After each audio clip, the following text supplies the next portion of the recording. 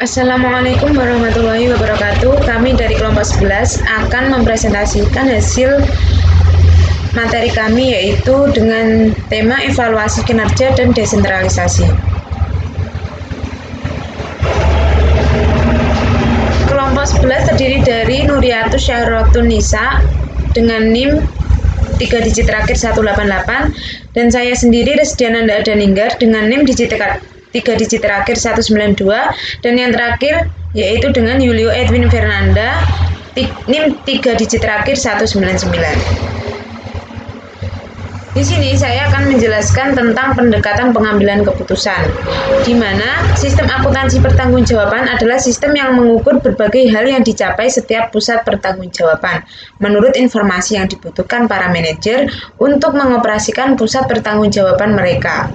Sistem pertanggungjawaban mencerminkan dan mendukung struktur dari sebuah organisasi. Perusahaan yang memiliki banyak pusat pertanggungjawaban biasanya memilih salah satu dari dua pendekatan sebagai berikut. Yang pertama adalah tersentralisasi, yang kedua adalah desentralisasi. Nah, nanti saya akan menjelaskan tentang desentralisasinya. Sebelum memasuki desentralisasi, kita harus tahu dulu apa sih itu tersentralisasi, yaitu berbagai keputusan dibuat manajemen puncak dan manajemen yang lebih rendah bertanggung jawab atas pengimplementasian keputusan tersebut. Jadi yang membuat keputusan hanyalah manajemen puncak saja, sentral. Namun berbeda dengan desentralisasi, di mana memperkenankan manajemen pada jenjang yang lebih rendah untuk membuat dan mengimplementasikan keputusan-keputusan penting.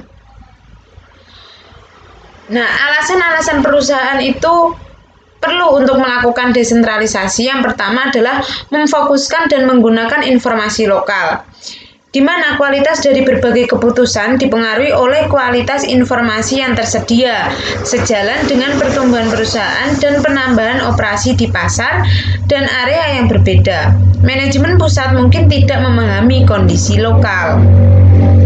Akan tetapi para manajer tingkat rendah yang berhubungan langsung dengan lapangan langsung memiliki akses terhadap informasi itu. Akibatnya mereka sering berada dalam suatu posisi yang lebih baik untuk membuat keputusan. Yang kedua yaitu memfokuskan manajemen pusat. Dengan mendesentralisasikan keputusan-keputusan operasional, manajemen pusat bebas menangani perencanaan dan pengambilan keputusan strategis. Keberlangsungan jangka panjang dari perusahaan harus lebih penting bagi manajemen pusat daripada operasional sehari-hari. Yang ketiga yaitu melatih dan memotivasi para manajer. Organisasi selalu membutuhkan manajer yang terlatih untuk menggantikan posisi manajer jenjang yang lebih tinggi yang keluar untuk mengambil keuntungan dari peluang yang ada. Yang selanjutnya adalah meningkatkan daya saing. Pada perusahaan yang tersentralisasi, margin laba secara keseluruhan mampu menutupi ketidakefisienan yang terjadi di berbagai divisinya. Nah, perusahaan-perusahaan besar sekarang menemukan bahwa mereka tidak mampu mempertahankan suatu divisi yang tidak berdaya saing. Salah satu cara terbaik untuk meningkatkan kinerja suatu divisi atau pabrik adalah memperkenalkan lebih jauh pada kekuatan-kekuatan pasar. Nah, ini adalah unit-unit desentralisasi, yaitu berdasarkan jenis barang atau jasa, seperti contohnya minuman ringan, rumah makan, makanan ringan, seperti itu. Sedangkan berdasarkan garis geografis, yaitu regional A terdiri dari 3 kota misalnya, regional B terdiri dari 2 kota. Nah, yang terakhir yaitu berdasarkan pusat pertanggungjawaban. Ini yang lebih akan saya rinci, di mana ada pusat biaya, pusat pendapatan, pusat laba, dan pusat investasi. Pusat biaya adalah pusat pertanggungjawaban yang oleh sistem pengendalian manajemen masukannya diukur dalam satuan moneter, sedangkan keluarannya tidak diukur dalam satuan moneter. Pusat pendapatan adalah suatu pertanggungjawaban yang prestasi manajer dinilai berdasarkan pendapatan pusat pertanggungjawaban yang dipimpinnya. Pusat laba, pusat pertanggungjawaban yang prestasi manajernya dinilai atas dasar laba yang diperoleh, yang merupakan selisih antara pendapatan dengan biaya. Pusat investasi, yaitu pertanggungjawaban yang prestasi manajernya dinilai atas dasar laba yang dihasilkan dihubungkan dengan investasi yang ditanamkan pada pusat pertanggungjawaban. Nah, untuk yang bab selanjutnya akan dijelaskan oleh teman saya terkait dengan pengukuran kinerja pusat. Terima kasih. Selanjutnya, mengukur kinerja pusat investasi. Ada dua macam pengukuran kinerja pusat investasi, yaitu yang pertama, pengembalian atas investasi, Return on Investment atau ROI. ROI sama dengan laba operasi per aktiva operasi rata-rata. Laba operasi adalah laba sebelum bunga, dan pajak aktiva operasi adalah seluruh aktiva yang digunakan untuk menghasilkan laba operasi, termasuk kas, piutang, persediaan, tanah, gedung, dan peralatan. Aktiva operasi rata-rata adalah sama dengan nilai buku bersih awal plus nilai buku bersih akhir per 2. ROI sama dengan margin kali perputaran, sama dengan laba operasi per penjualan kali penjualan per aktiva operasi rata-rata. Keunggulan ROI. Yang pertama, mendorong manajer untuk memfokuskan pada hubungan antara penjualan, beban, dan investasi sebagaimana yang diharapkan dari manajer pusat investasi. Yang kedua, mendorong manajer memfokuskan pada efisiensi biaya. Yang ketiga, mendorong manajer memfokuskan pada efisiensi aktiva operasi. Kelemahan ROI. Yang pertama, ROI mengakibatkan fokusan yang sempit pada profitabilitas divisi dengan mengorbankan profitabilitas keseluruhan perusahaan. Yang kedua, ROI mendorong para manajer untuk berfokus pada kepentingan jangka pendek dengan mengorbankan kepentingan jangka panjang. Yang kedua, laba residu atau Economic Value Added (EVA). EVA adalah laba operasional setelah pajak dikurangi dengan total biaya modal. EVA sama dengan laba operasi setelah pajak min biaya tertimbang rata-rata atas modal kali total modal terpakai.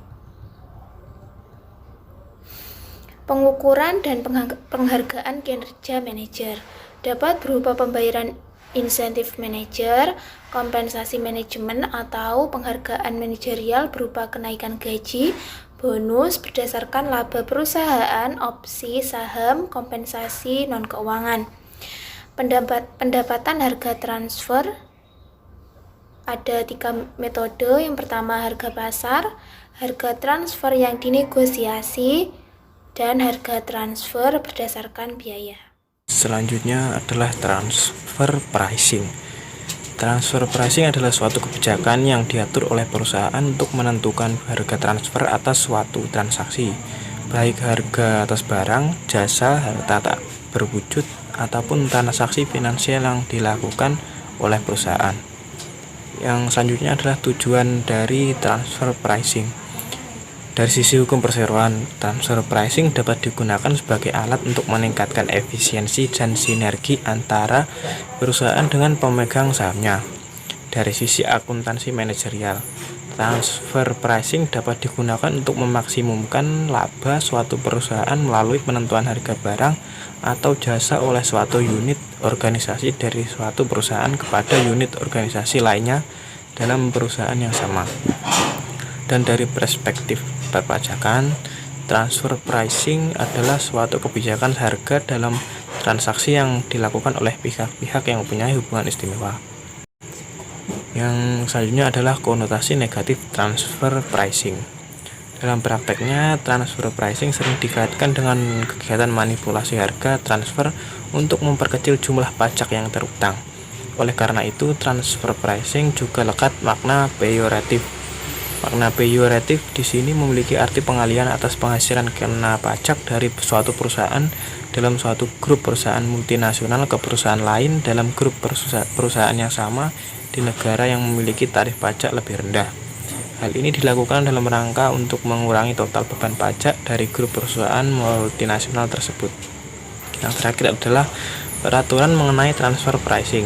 Di Indonesia, aturan mengenai transfer pricing secara umum diatur dalam pasal 18 Undang-Undang Nomor 36 Tahun 2008 tentang Pajak Penghasilan atau UU PPH. Pasal tersebut menyebutkan bahwa Direktorat Jenderal atau Ditjen Pajak berwenang untuk menentukan kembali besarnya penghasilan kena pajak bagi wajib pajak yang mempunyai hubungan istimewa dengan wajib pajak lainnya sesuai dengan kewajaran dan kelasiman usaha yang tidak dipengaruhi oleh hubungan istimewa.